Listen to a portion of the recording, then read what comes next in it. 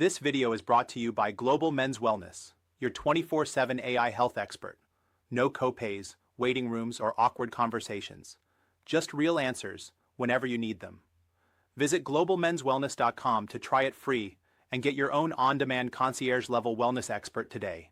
Welcome to the 21st Century Man podcast. We're your guide, taking you chapter by chapter through the insights in the 21st Century Man book. That's right, helping you optimize your life. And today we are doing a deep dive into chapter 73, which is called A Guy's Guide to Menopause. It's written by Dr. Russell Bartels, who's a gynecologist. Yeah, and this is super relevant stuff, especially for you listening if you're sort of hitting your 40s, your 50s. Right, because while you're dealing with your own changes, your partner, your wife, she's almost certainly going through some major shifts too. Exactly. And the book makes this great point. Understanding what she's going through isn't just, the old happy wife, happy life thing. It's actually fundamental to, optimizing your own manhood. It goes beyond just the relationship at home too, doesn't it? Oh, absolutely. Yeah. Being informed, being empathetic about this stuff, it makes you a better person to interact with, period. Yeah. At work, socially. You might even become that go-to friend, the one who actually gets it when others are talking about what their partners are experiencing. Totally.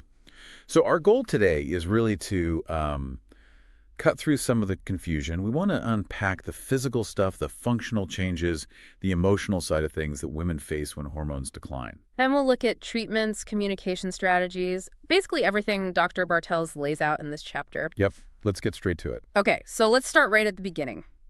What exactly is menopause? The book gives a pretty clear definition.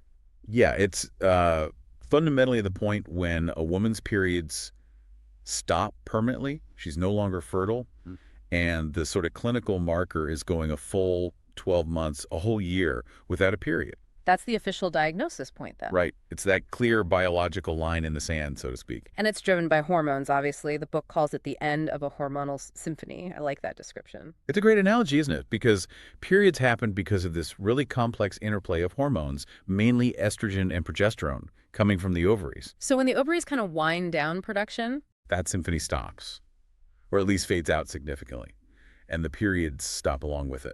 Okay, but what about women who've maybe had a hysterectomy or something called an endometrial ablation? Their periods might have already stopped for other reasons. That's a really important point. If the uterus is removed, or if the lining is treated to stop bleeding, then obviously you lose that main signpost, the period's stopping. So how do they know? Well, the ovaries might still be functioning for a while, producing hormones.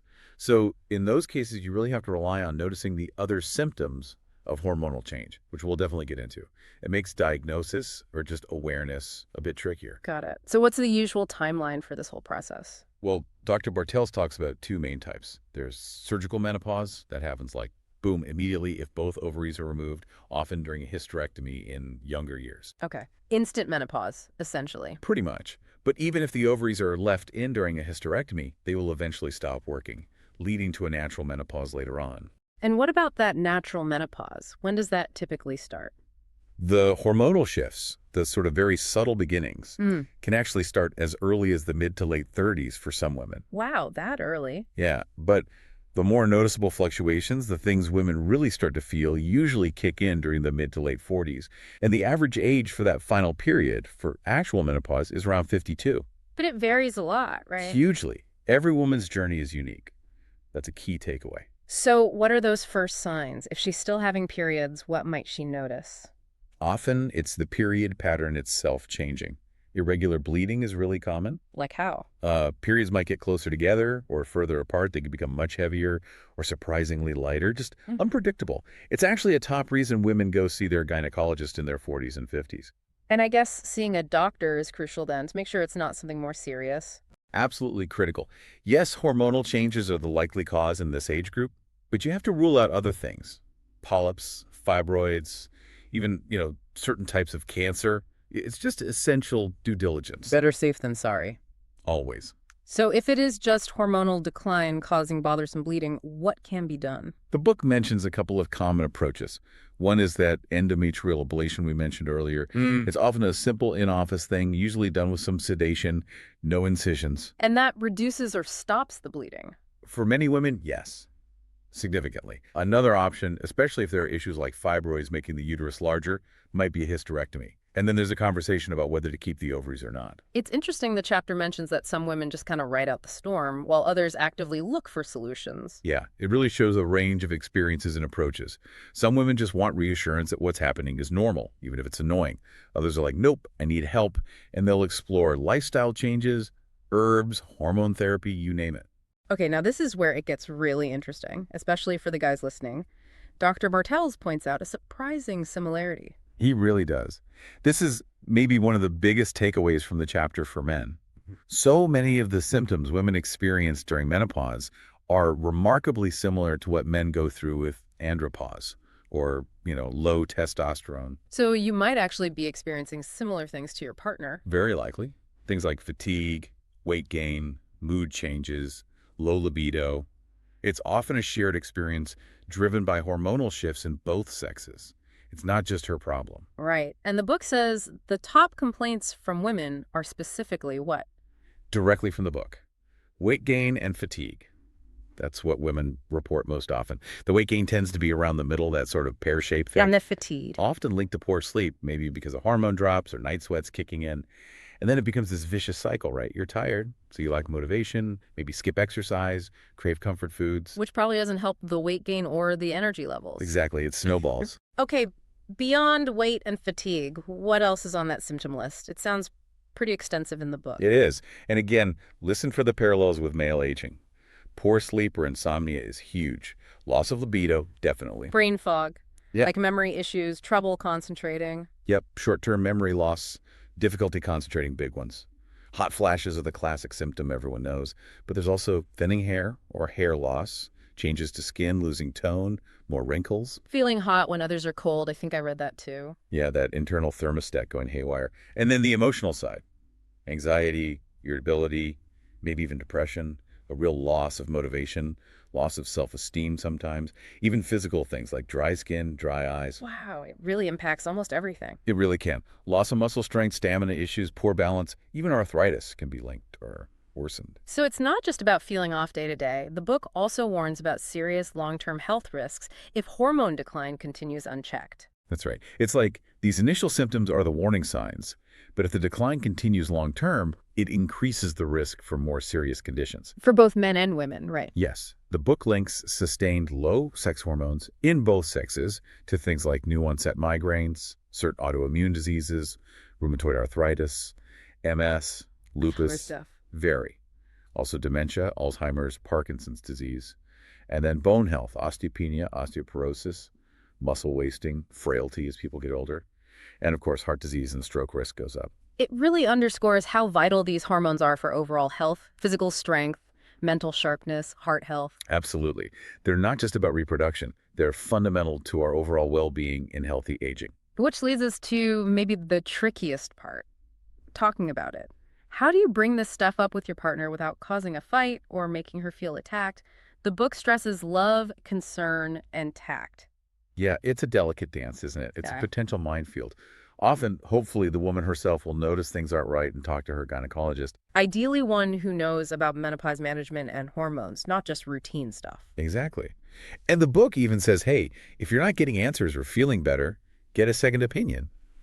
But what if she isn't seeking help? That's the tough spot for the partner. How do you nudge things along gently? Well, the book has some smart advice. First rule, do not make direct comments about her mood, her weight, her sex drive. Yeah, that sounds like asking for trouble. Big trouble. As the book kind of jokes, it's way worse than her asking, do I look fat in this? Mm-hmm. The best approach, Dr. Bartels suggests, is start with yourself. How so? Talk about your own aging process, your own symptoms. Maybe you're feeling tired or noticing changes. Talk about how you're thinking of seeing an expert, getting your hormones checked, optimizing your health. Lead by example, basically. Show vulnerability yourself. Precisely. Share your journey. She might then feel safer opening up about her own struggles. If that doesn't work, keep going with your own health optimization. Talk about how much better you feel. And the book had that slightly sneaky suggestion, too. Huh, yeah.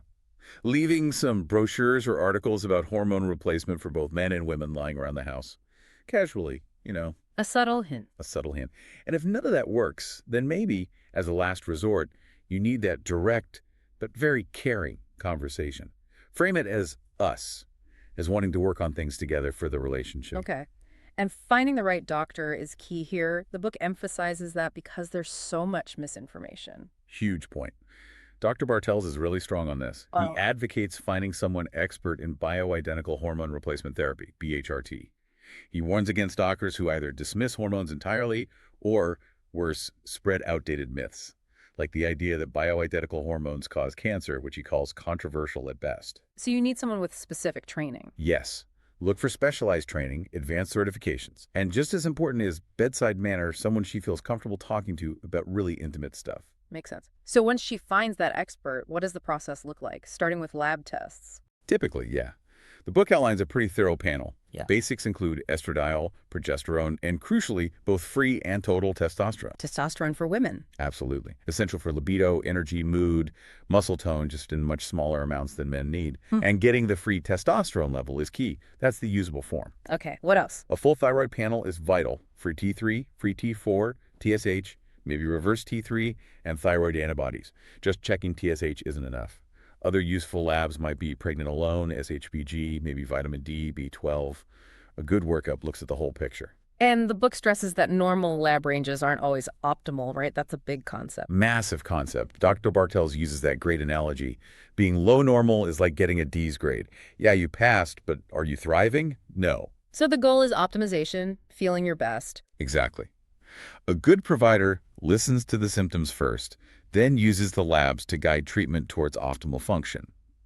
And interestingly, the book mentions that for some women struggling with low sex drive or fatigue, getting their testosterone levels maybe even slightly above the standard female range can be the perfect solution.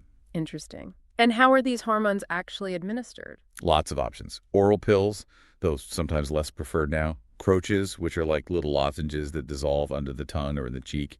Topical creams or gels. Skin patches, injections, and even tiny pellets placed under the skin that release hormones slowly over months. So lots of choices depending on preference and what works best. Right. A good doc will discuss the pros and cons of each. Now, hormones are key, but the book also keeps coming back to lifestyle, doesn't it? Always. Healthy food, enjoyable exercise, those are the foundation. But hormones can address specific issues that lifestyle alone might not fix. Like mood swings, the book had a strong take on that. Yeah, it links moodiness, anxiety, irritability directly to the hormonal shifts affecting brain chemistry, plus how women feel about the physical changes. And it makes that bold statement, suggesting many women put on antidepressants might actually be better served with hormone replacement instead, addressing the root cause. What about bladder issues? That sounds incredibly disruptive. It really can be. Things like having to pee all the time, that sudden urgency, or leaking when you cough, sneeze, exercise, even just stand up sometimes. It must be so embarrassing and frustrating. Totally. And it can lead women to stop exercising, which again makes other things like weight gain worse. It's a real quality of life issue. And decreased libido, the book breaks down the causes there too. It's often multi-layered. There's the physiological drop in desire from hormones. Then there's vaginal dryness, making sex uncomfortable, even painful. Difficulty reaching orgasm. Sometimes even physical changes like the clitoris becoming less sensitive. Plus the potential embarrassment from bladder leakage during intimacy. Right. It all adds up to potentially avoiding sex altogether. And this is where the book brings in that blunt, two-way street idea aimed squarely at the male partner. This is crucial for you listening. Yeah, the book really doesn't sugarcoat it. It basically asks, why would she want sex if her desire is down, it hurts, orgasm's difficult, and, quote, you may not be the attractive, caring, and loving Adonis you once were. Oof, direct. Direct, but important. It's a reminder that you, the man, might also be dealing with your own stuff, weight gain, ED, maybe not making her feel desired. It takes two to tango, especially when addressing aging and intimacy. Both partners need to be active in finding solutions. A powerful reminder. The book also touches on vaginal laxity or looseness. How does menopause affect that? It's often something that starts after childbirth, but menopause can definitely worsen it.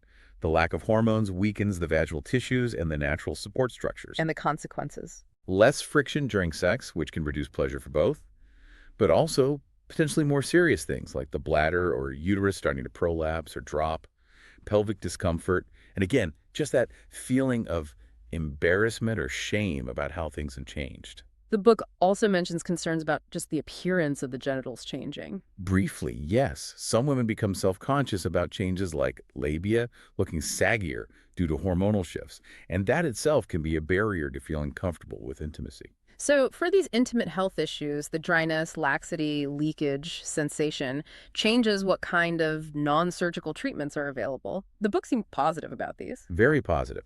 It highlights several in-office, non-surgical options that can make a big difference, either used alone or combined. Like what? Things like specialized lasers, such as the FemiLift mentioned. It involves a few short sessions done while awake and can help with bladder issues, dryness, painful sex, and general tightening. Okay. Any others? There's also radiofrequency treatments like Vive. That's often a single session, also painless, focused on tightening, reducing leakage, improving lubrication. Doctors usually guide which one is better depending on the specific issues. And for sensation or orgasm? The book mentions things like Cliovana, which uses low-intensity pulse waves. Similar tech is used for ED in men, actually to enhance clitoral sensitivity and response. Interesting parallel. Yeah. And then there's the O-shot using platelet-rich plasma, or PRP, that involves injections after numbing cream into specific areas. Where exactly? Into the anterior vaginal wall to help support the urethra for leakage and maybe enhance the G-spot area, and into the clitoris itself to try and revitalize sensation. It's even shown some promise for a painful skin condition called lichen sclerosis. So, quite a few tools in the toolbox now, beyond just hormones or surgery. Definitely. And these can often be combined. Surgery is still an option for severe cases like significant prolapse, but it involves real recovery time. These non-surgical options offer effective solutions with much less downtime. It really does all seem to circle back to getting those hormones optimized, doesn't it? Dr. Bartels seems like a huge proponent. He really is, because he sees the results. He talks about how transformative optimizing hormones can be for physical health, sure, but also for mental outlook, for relationships, how we feel, how we function. It's so tied to hormone balance. And as we age, those levels inevitably change, leading to all these symptoms we've discussed. Exactly. For men and women, that's the shared journey part again. But the good news, the really hopeful message in the book, is that you can often reestablish those more youthful hormone levels. It's not something you just have to accept. Not at all. And the final message from Dr. Bartels in the chapter is really a direct call to action for you, the listener. What does he say? He urges you to step back from the daily grind and prioritize your own health, and to recognize that the woman in your life is likely going through parallel changes. So be proactive for yourself and encourage her too. Yes. And then he adds this kicker. Right. Having said that, it has been my experience that it is the women who seek help and need to drag the men in their lives to do the same. Don't be that guy. Wow. Don't be that guy. Powerful, right? Yeah. He finishes, I wish you and your loved ones an optimized life. Make it happen now. That's a fantastic, empowering way to end the chapter. It really drives home the message of taking control. The 21st Century Man book truly feels like an essential guide here. It really is. If this topic resonates, reading the full chapter of the whole book is highly recommended. Absolutely. Well, that wraps up our deep dive into Chapter 73. Thanks so much for joining us on the 21st Century Man podcast. If you want more info on Dr. Bartels' work, check out vitalitymds.com. And for more resources from the book, head to the 21stcenturyman.com. Great resources there. Join us next time as we explore Chapter 74, Can Avoiding Divorce Improve Your Well-Being? Definitely one you won't want to miss. Take control of your health anytime, anywhere. Visit globalmenswellness.com and start your free trial today. Get expert-level answers in seconds, not weeks, without the cost, the wait, or the awkward conversations. Real support on your terms. Visit globalmenswellness.com now.